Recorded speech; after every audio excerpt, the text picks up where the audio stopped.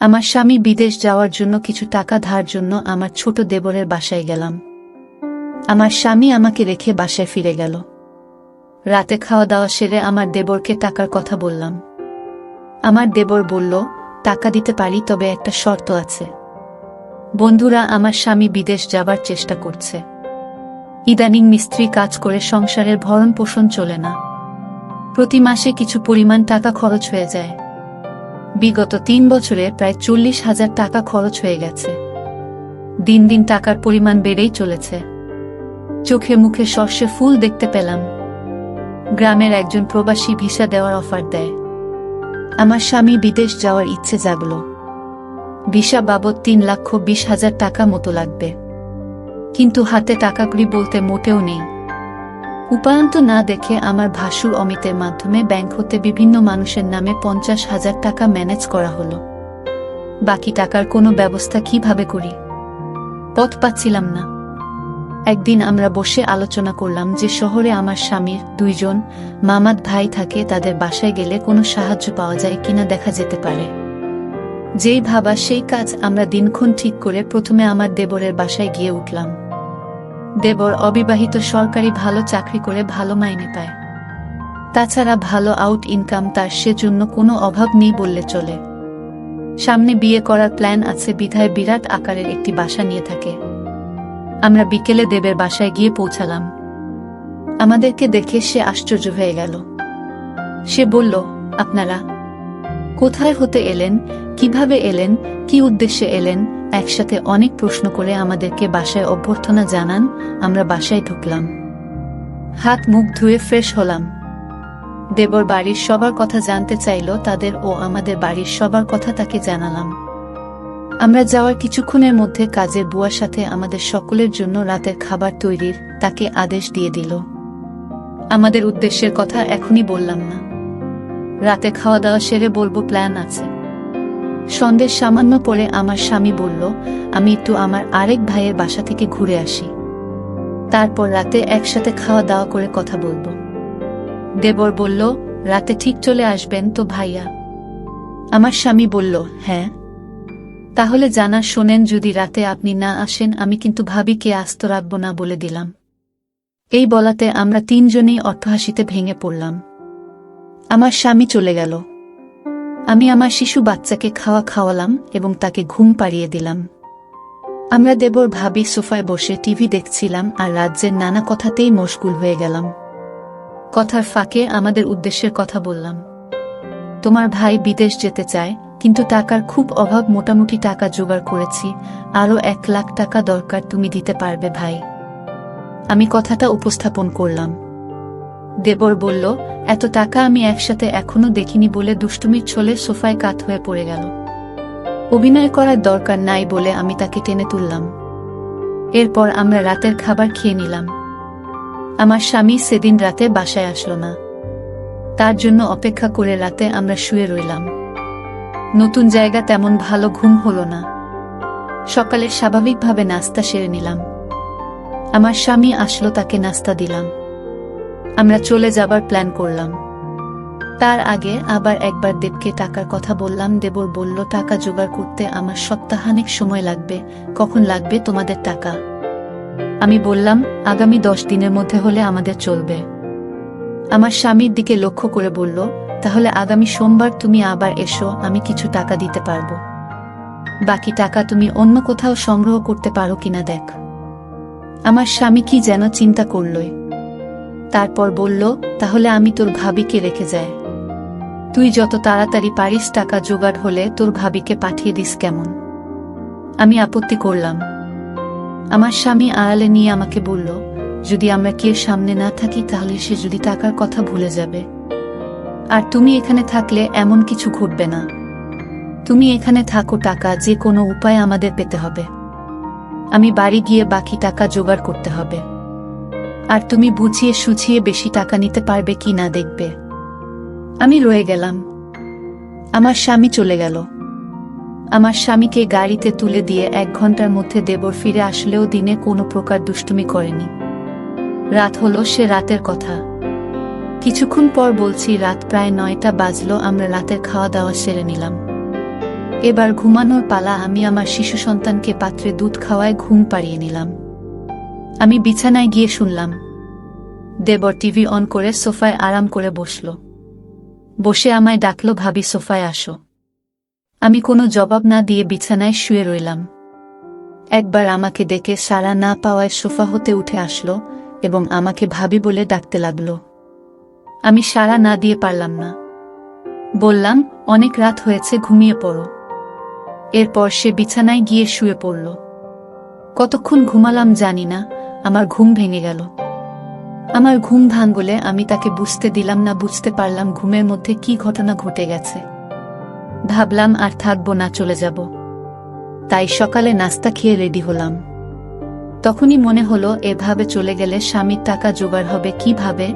নানান কথা ভাবতে ভাবতে সকাল 9টায় আমাকে একটা মোবাইল ফোন দিয়ে দেবর বলল অফিস হতে আমি যোগাযোগ করতে পারি, তাই এটা দিলাম।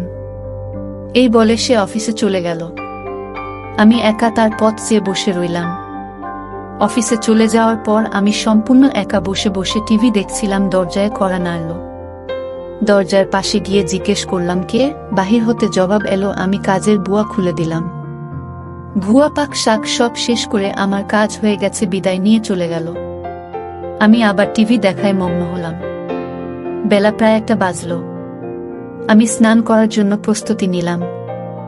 এমন সময় মোবাইল বেজে উঠল। দৌড়ে গিয়ে রিসিভ করলাম। ওপার হতে আমার দেবর বলতে লাগলো, ভাবি আমি একজন লোকের হাতে 10,000 টাকা পাঠাচ্ছি। লোকটা আমার খুব আপন, একটু ভালো করে মেহমানদারি করবেন। চা নাস্তা যা চায় তা দেবেন, কোনো কার্পণ্য করবেন না, বুঝলেন? টাকাগুলো আপনার জন্য। আমি ঠিক আছে বলে ফোন রেখে দিলাম। আমি আবার টিভি দেখার জন্য সোফায় বসলাম। টিভিতে একটা ইংলিশ সিনেমা চলছে। এমন সময় দরজায় কড়া নাড়ার শব্দ হলো। দরজা খুলে দিলাম। এ কি দেখছি! সম্পূর্ণ এক নিগ্রো মানুষ, প্রায় 6 ফুট লম্বা। হাতের আঙুলগুলো যেন আমাদের বাঙালিদের হাতের বাহুর মতো, যেমন লম্বা তেমনি মোটা। লোকটি বাংলায় বলল, আসতে পারি ভাবি? আমি হেসে বললাম, হ্যাঁ আসুন। লোকটি সরাসরি সোফায় গিয়ে বসল। তাড়াতাড়ি চা নাস্তা তৈরি করে তাকে পরিবেশন করলাম। সে 10,000 টাকা আমার হাতে গুজে দিল। আমার খাতিরদারি তার নাকি বেশ ভালো লেগেছে। বিদায়ের সময় আমার কান্না এসে গেল। সে আমাকে বলল, কেঁদো না, যদি সম্ভব হয় আমি আবার একবার আসবে। তার চলে যাওয়ার পথে এক দৃষ্টিতে তাকিয়ে রইলাম। ভাবলাম সে যদি আমাকে সাথে নিয়ে নিত। বিকাল বেলায় আমার দেবর অফিস হতে ফিরে এসে লোকটির কথা জানতে চাইল, টাকা দিয়েছে কিনা। বললাম হ্যাঁ দিয়েছে। আমার দেবর আশ্চর্য হয়ে আবার জানতে চাইল, তাহলে দিয়েছে? আমি বললাম হ্যাঁ দিয়েছে। তো এতে আশ্চর্য হওয়ার কি আছে? আমার দেবর হেসে উঠে বলল, এমনি এমনি দেওয়ার কথা ছিল না। আমি কোনো কথা না বলে চুপ হয়ে রইলাম। আমার নীরবতা এসে যা বোঝার বুঝে গেল। আমাকে বলল, ভাবি দুনিয়াটা বড়ই কঠিন, কেউ কাউকে এমনি এমনি টাকা দিতে চায় না, সবাই বিনিময়ে চায়। সে আমাকে ধারে টাকা দিয়েছে, যথাসময়ে এগুলো ফেরত দিতে হবে। আমি তোমাদের টাকা প্রয়োজনের কথা এবং তোমার উপস্থিতির কথা সব জানিয়েছিলাম। তুমি যদি দাদাকে যদি কিছু না বলো তাহলে 1 থেকে 2 লাখ টাকা জোগাড় করে দেওয়া যাবে। শুধু দাদাকে বলবে সব টাকা আমি দিয়েছি, এতে টাকাও জোগাড় হয়ে যাচ্ছে। তখন ভাই বিদেশ যাওয়া নিশ্চিত হচ্ছে। আমি তার কথা নির্দেশ সব শুনছিলাম। উপদেশ শেষ করে আবার সম্মতি জানতে চাইলে আমি কোনো উত্তর না দিয়ে নীরব রইলাম। আমার চোখে ভেসে উঠতে লাগলো, আজকের লোকটির কথা কি নাম কে জানে, জিজ্ঞেস করা সম্ভব হয়নি। খ্রিস্টান না মুসলমান তাও জানা যায়নি, তবে হিন্দু নয় যে সে ব্যাপারে নিশ্চিত। আমার দেবর আমার সম্মতি আবার স্পষ্ট করে জানতে চাইল। বললাম, আমি কি বলবো, তুমি যা ভালো মনে করে তাই করতে পারে। আমার সম্মতির লক্ষণ দেখে বলল, রাতে একজন মেহমানকে দাওয়াত করেছি। কিছুক্ষণ পর কাজের বুয়া আসলো। সে বিকেলে চা নাস্তা তৈরি করার পাশাপাশি রাতে রান্নাবান্না শেষ করে চলে গেল। কে আসছে, কেমন হবে, লোকটি মনের ভেতর একটা চঞ্চলতা কাজ করতে লাগলো। রাত 9টা বাজলেই আমি দেবরকে বললাম, খেয়ে নেবে না, মেহমানের জন্য অপেক্ষা করবে? বলল, না, মেহমান কে আসবে, চলো আমরা খেয়ে নিই। আমরা খেয়ে নিলাম। আমরা বসে বসে টিভি দেখছি। প্রায় রাত 10টা। দরজায় খটখট আওয়াজ শুনলাম, বুঝলাম মেহমান এসে গেছে। আমার দেবর দরজা খুলে দিল। মেহমান ঘরে ঢুকে জানতে চাইল তোমার ভাবি কই। দেবর বলল ভিতরে আছে। দুজনে একসাথে আমি যে ঘরে আছি সে ঘরে চলে গেল। দেবর তার সাথে আমাকে পরিচয় করিয়ে দিল। লোকটি দেবকে উদ্দেশ্য করে বলল, তোমার ভাবিকে তো দেখতে দারুণ লাগছে। আমি 1 মিনিট টিভির দিকে তাকিয়ে আছি। সকালে ঘুম হতে উঠে ফ্রেশ হলাম। তারপর দুজনে চা নাস্তা খেলাম। আমার দেবর সকাল 9টায় অফিসে রওনা হয়ে গেল। আজ কোনো মেহমান আসবে কিনা বলে গেল না। আমার কাছে গতকালের রেখে যাও তার মোবাইলটা কিন্তু আছে। হয়তো যোগাযোগ করবে, না করলে আরো ভালো। আজ বিশ্রাম নেওয়া দরকার। দেবর চলে যাওয়ার পর আমি বিছানায় শুলাম। কেমন জানি একা একা লাগছে। ভুয়া আসলো দরজায় নক করার সাথে সাথে আমি গিয়ে খুলে দিলাম। ভুয়া তার কাজ ঘন্টা দেড়েকের মধ্যে শেষ করে চলে গেল। আমি আবার একা হয়ে গেলাম। ঘরের দরজার খিল মেরে দিয়ে বিছানায় শুয়ে পড়লাম। আজকের দিনের সব ঘটনা ভাবতে ভাবতে হঠাৎ মনে হলো দরজা খুলে কেউ যেন প্রবেশ করছে। ভাবলাম আমার দেবর হয়তো আজ তাড়াতাড়ি ফিরে এসেছে। বিছানা থেকে উঠলাম না। দেবের সাথে দুষ্টুমি করার জন্য ঘুমের ভান ধরে শুয়ে রইলাম। দেবর ঘরে ঢুকে দরজা বন্ধ করে দিল। আস্তে 1 পা 2 পা করে আমার ঘরে প্রবেশ করল। আমি আজ প্রতিজ্ঞা করলাম, আমি চোখ খুলব না। দেবরটা আমার ঘরে ঢুকে কোনো কথা বলল না। অনেকক্ষণ দাঁড়িয়ে থেকে যাতে করে আমি জেগে না উঠি। আমার কাছাকাছি বসো। চোখ খুলে আমি হতভম্ব হয়ে গেলাম। এ সম্পূর্ণ এক অপরিচিত এক লোক। আগে কখনো তাকে দেখেনি। আমি জিজ্ঞেস করলাম, আপনি কে? বলল, আমাকে কেউ পাঠায় নাই। আমি পাশের বাসায় থাকি এবং এই ঘরগুলোর মালিক। বাসা হতে বের হওয়ার সময় দেখলাম তোমার দরজাটা লাগাওনি। আমি ঢুকলাম। ভাবলাম একটু গল্প করে যাই। সে বলল, আমি তোমাদের সমস্যার কথা শুনেছিলাম। কি সমস্যা বলো তো? জবাবে বললাম, আমার স্বামী বিদেশ যাওয়ার জন্য টাকা ধার চাইতে এসেছিলাম। টাকা জোগাড় হয়েছে। তোমার কি সে আপন দেবর? না, আমার স্বামীর গ্রাম্য বাল্যবন্ধু এবং দূর সম্পর্কের চাচাতো ভাই। লোকটি হেসে উঠল। তাই চিন্তা করো না, আমি তোমাকে সাহায্য করব। আমি এখানে একা থাকি, কেউ নেই। যতদিন থাকো আমি তোমাকে সেলফ করব। আমি এখনই টাকা দিচ্ছি। এই বলে বাসায় গিয়ে টাকা নিয়ে ফিরে আসলো। টাকা দিয়ে বলল, কাউকে বলবে না। মেঘ না চাইতে জল পেলাম। লোকটা বলল, দুপুর বেলায় আমাদের বাসায় এসো, তোমার সাথে গুরুত্বপূর্ণ কথা আছে। দুপুর হতে আরো 3 ঘন্টা বাকি আছে। অপেক্ষা করতে করতে যখন 2টা বাজলো, আমি আস্তে আস্তে 1 পা 2 পা করে বাড়ির মালিকের ঘরের দরজায় গেলাম। দরজায় চোখ রাখলাম, কিছু দেখলাম না। দরজায় আস্তে করে টোকা দিলাম, কারো জবাব পেলাম না। দরজায় হাত দিতেই দরজা খুলে গেল। ভিতরে ঢুকে দেখলাম সে তার রুমে শুয়ে আছে।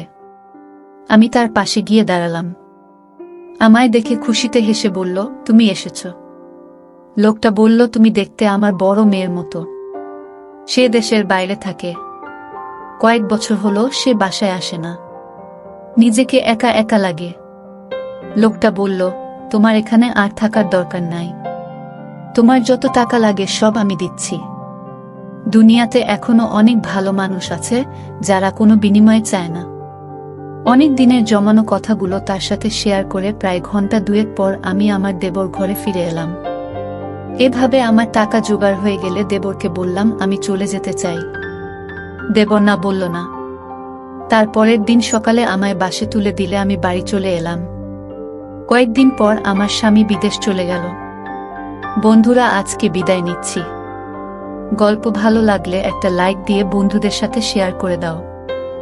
আর এই চ্যানেলটি নতুন দর্শক হয়ে থাকলে চ্যানেলটি সাবস্ক্রাইব করে নিতে ভুলবে না নতুন নতুন গল্প পেতে। দেখা হবে আগামীকালের নতুন ভিডিওতে।